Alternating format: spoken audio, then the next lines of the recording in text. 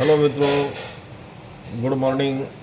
मी आपणास काळी आई वाचवा या अभियानाबद्दल आम्ही अहोरात्र काम करत आहे. त्याबद्दल आपणास थोडीशी माहिती देत आहे. त्याकरता आपण समोरील हा व्हिडिओ पाहत आहात त्याबद्दल आपले आभार.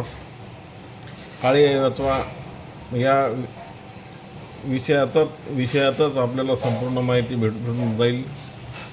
ऑर्गॅनिक शेती आणि रासायनिक शेती यामधील दोन्हीमधील आपल्याला जो फरक जाणवतो आणि जो आपल्याला बेनिफिट होतो त्याबद्दल आपल्याला सविस्तर चर्चा करायची आहे.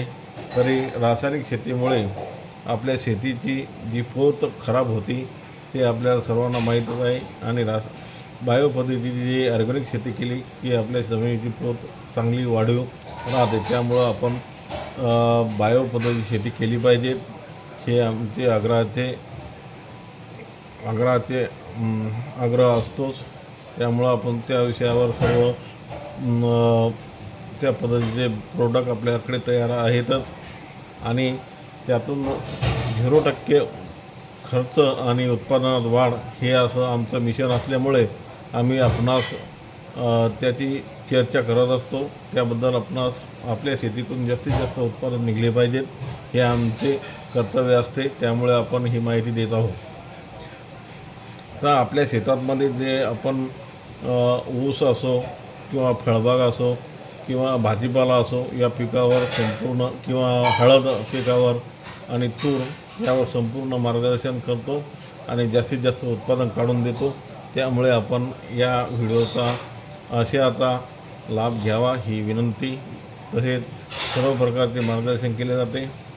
आपण 0% शेती म्हणजेच याचा अर्थ काय, तो आपल्या शेतामध्ये आपण जे बायो पद्धतीने काम करतो जो आपल्या शेतामध्ये 10 क्विंटल सोयाबीन झाली तर ती आपल्याला या प्रोडक्टच्या माध्यमातून 15 पोते उत्पादन निघते. त्यामुळे आपल्याला जे 15 पोते उत्पादन असते ते वाढीव असते आणि त्या 5 पोत्यातून आपल्याला 0% शेती केली जाते. आणि रासायनिक शेतीमध्ये 10 पोते होते त्यामुळे आपल्याला त्यातून 2 पोत्याचा खर्च काढून ती 8च पोते राहते. तर याच्यामध्ये जास्तीत जास्त उत्पादन निघते. त्यामुळे आपण याचा लाभ घ्यावा. अशा या पद्धतीचा काळी आई हे मिशन चांगल्या पद्धतीचे असून त्यामध्ये पुढील व्हिडिओमध्ये आपण टाकू.